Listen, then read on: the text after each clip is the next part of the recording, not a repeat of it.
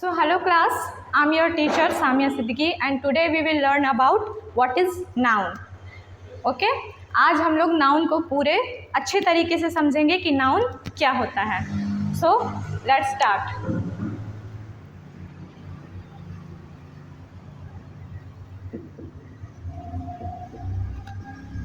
Noun यानी कि हिंदी में हम जिसे संज्ञा कहते हैं. So the first question is what is noun? Okay?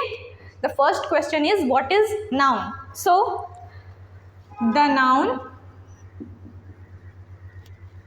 is a name of person, place, animals or thing. Okay, so this is the definition of noun, that noun is a name of person, place, animals or things. Okay, it means Hindi में किसी वस्तु, व्यक्ति या किसी जंतु या वस्तु के नाम को हम लोग संज्ञा कहते हैं. Okay, now we will learn about its types and parts. So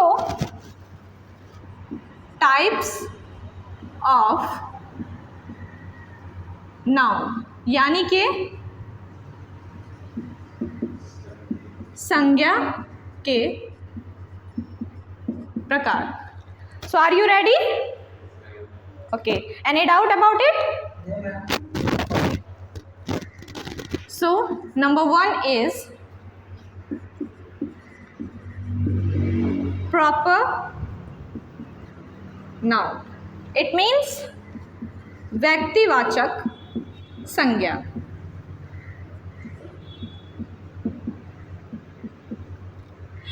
Second one is common noun. In Hindi जातिवाचक संज्ञा. The third one is collective noun. It means समूहवाचक संज्ञा.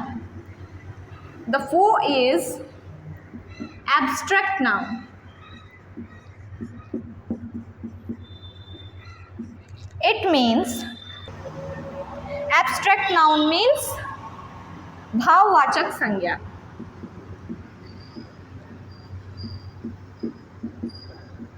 And the last one is material noun. It means द्रव्यवाचक संज्ञा. Any doubt about it? Okay. Okay, अब मैं एक एक करके आपको explain करूंगी कि ये सारे कैसे हैं, ये क्या होते हैं, इनका मीनिंग क्या होता है, what is the definition of it. Okay, so now let's go. Let's begin with proper noun यानी कि व्यक्तिवाचक संज्ञा. प्रॉपर नाउन क्या होता है, सबसे पहले हम लोगों को समझना है.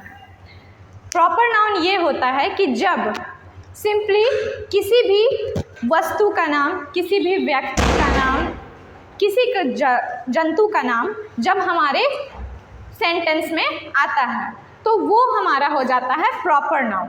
Okay, so for example new Delhi is the capital of India.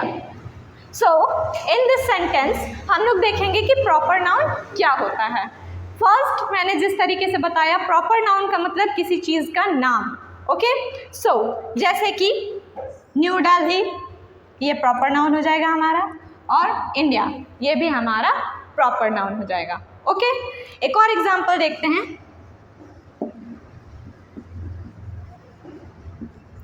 Ram is very sick. It means Ram is very sick, Ram बहुत बीमार है।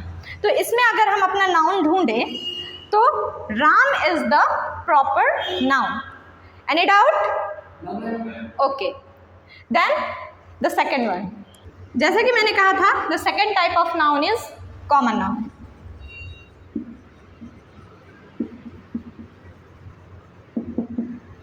विच मीन्स जातिवाचक संज्ञा।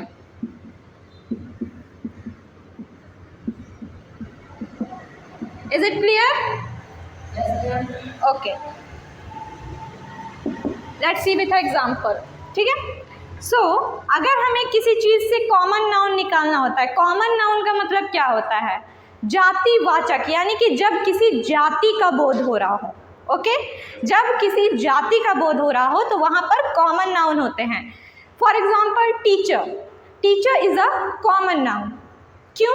क्योंकि टीचर जो है उसका कोई जेंडर नहीं है। टीचर लड़का भी हो सकता है, टीचर लड़की भी हो सकती है, पुरुष महिला दोनों टीचर हो सकते हैं, इसलिए टीचर जो है वो एक कॉमन नाउन है।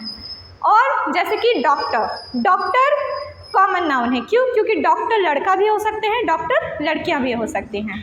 Is it clear? Any doubt? So let's see with example.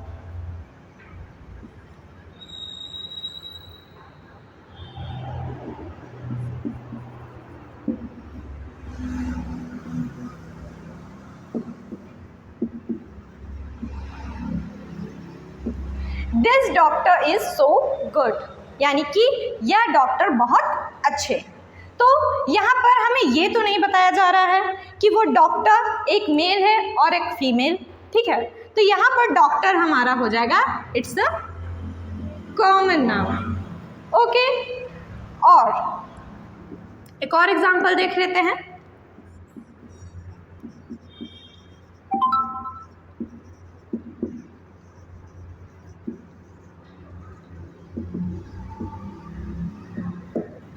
The police is very strict, यानी कि पुलिस जो है वो बहुत ज़्यादा स्ट्रिक्ट है, बहुत ही ज़्यादा सख्त है। ओके, सो यहाँ पर पुलिस वर्ड से ये तो हमें पता नहीं चल रहा दैट इट्स अ मैन और अ वुमन। ओके, तो यहाँ पर हमारा पुलिस वर्ड जो है वो कॉमन नाउन हो जाएगा। इसी तरह बहुत सारे वर्ड्स होते हैं जो कि कॉमन होते हैं। Suppose principal. ओके, सो एक स्कूल के प्रिंसिपल एक लड़की भी हो सकती है और एक लड़का भी हो सकता है, एक महिला और एक पुरुष दोनों हो सकते हैं। प्रिंसिपल वर्ड कोई भी जेंडर डिफाइन नहीं करता कि ये मेल ही है या फिर ये फीमेल ही है। ओके, सो इसलिए हमारे लिए प्रिंसिपल वर्ड भी एक कॉमन नाउन हो जाएगा। Is it clear? Any doubt? Okay, the third one is collective noun.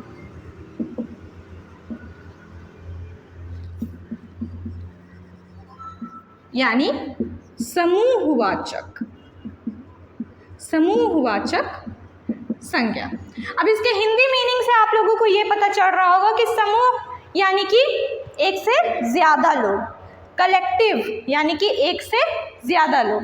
तो इसी का डेफिनेशन भी इसी तरह से सिंपल है। कलेक्टिव नाउन मतलब ऐसा वर्ड जो कि एक ग्रुप को डिफाइन कर रहा हो। ठीक है, जो कि एक ग्रुप को डिफाइन कर रहा हो कि यहाँ पर एक से ज़्यादा चीज़ें हैं या एक से ज़्यादा लोग हैं, तो हम लोग वहाँ पे कलेक्टिव नाउन का यूज़ करते हैं। जैसे कि एक वर्ड होता है आर्मी। ओके, सो आर्मी का मतलब क्या होता है? आर्मी कोई एक पर्सन मिल करके तो नहीं बनाता है। आर्मी का मतलब ढेर सारे सोल्जर्स एक साथ मिले हैं तब जा करके आर्मी बनी है।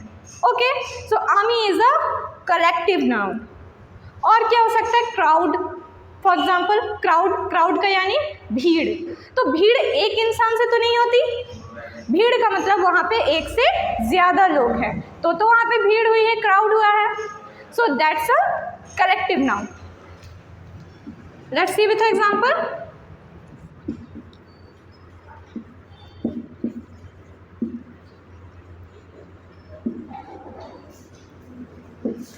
There is so much crowd, वहाँ पर बहुत सारी भीड़ है, तो the crowd word is a collective noun.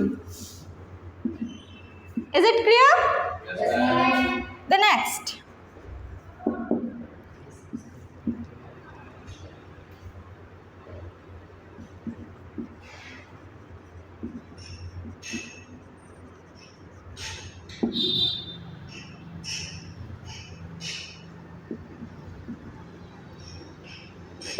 For examples मैंने 3 वर्ड्स लिखे हैं, क्रुक्स, आर्मी, टीम। तो टीम भी तो एक इंसान से नहीं बनती ना। सपोज क्रिकेट टीम में 11 पर्सन्स होते हैं, 11 जो है प्लेयर्स होते हैं, तब जाकर के एक टीम बनती है।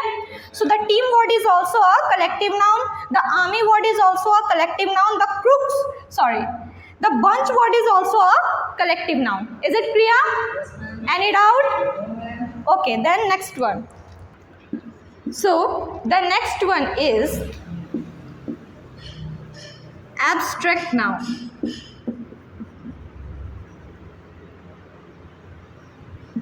Abstract noun means भाववाचक संज्ञा।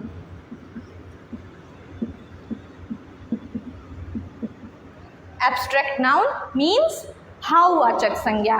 जैसा कि इसकी हिंदी में बताया जा रहा है, भाववाचक यानी कि फीलिंग्स, जो पर्सन के अंदर की फीलिंग्स होती हैं, भाव होते हैं। तो इसमें सिंपली पता चल रहा है सबको कि भाववाचक और या फिर एब्स्ट्रैक्ट नाउन लोगों के अंदर की फीलिंग्स को बताती हैं, या फिर कोई ऐसी चीज़ें जिसको हम सिर्फ महसूस कर सकते हैं, टच नहीं कर सकते, that is also a abstract noun. जैसे कि अच्छाई, गुडनेस। ओके, सो अच्छाई या गुडनेस अगर किसी पर्सन के अंदर है तो हम लोग सिर्फ उसको फील कर सकते हैं, ना कि उसको टच कर सकते हैं। इसलिए the goodness word is a abstract noun और अ भाववाचक संज्ञा। Okay, let's C with example. I will give you many examples like goodness, sadness, happiness, joy. Okay, like that. Goodness, sadness, happiness, joy, childhood, बचपना भी सिर्फ महसूस करने की चीज़ है, ना कि टच करने की चीज़। तो ऐसी चीज़ें जिन्हें हम सिर्फ महसूस कर सकते हैं, उन्हें टच नहीं कर सकते, that is called abstract noun, और हिंदी में भाववाचक संज्ञा। Is it clear? Any doubt? Okay, then next, the last one. तो the last one is material noun. As I say, material noun, और इन हिंदी द्रव्यवाचक संज्ञा। So in material noun, material का मतलब आप लोग समझ ही रहे होंगे।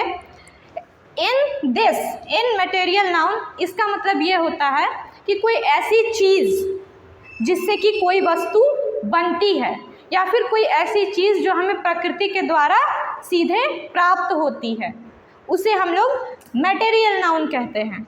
इसको हम छू सकते हैं। एब्स्ट्रैक्ट नाउन और इसके बीच में यही एक डिफरेंस है कि इसको हम लोग छू सकते हैं, और एब्स्ट्रैक्ट नाउन में आने वाली चीज़ों को हम छू नहीं सकते, उनको सिर्फ महसूस किया जाता है। पर इसमें आने वाली चीज़ जो है वो सॉलिड होती है, उसको हम लोग छू सकते हैं। फॉर एग्जाम्पल अ वुड, लकड़ी को हम लोग छू सकते हैं, और लकड़ी से चीज़ें भी बनाई जाती हैं, ठीक है। स्टोन, पत्थर को हम लोग छू सकते हैं, पत्थर से मूर्तियाँ बनाई जाती हैं। ग्लास, शीशा, उसको हम लोग छू सकते हैं, उससे चीज़ें बनाई जाती हैं। तो बहुत सारी चीज़ें हैं ऐसी। इसमें तुम्हारा पेन भी आ सकता है, तुम्हारी नोटबुक भी आ सकती है, तुम्हारा ब्लैक बोर्ड भी आ सकता है,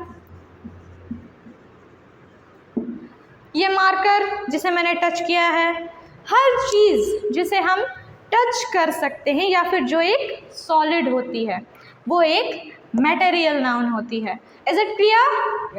any doubt? So here we completed our topic noun, संज्ञा।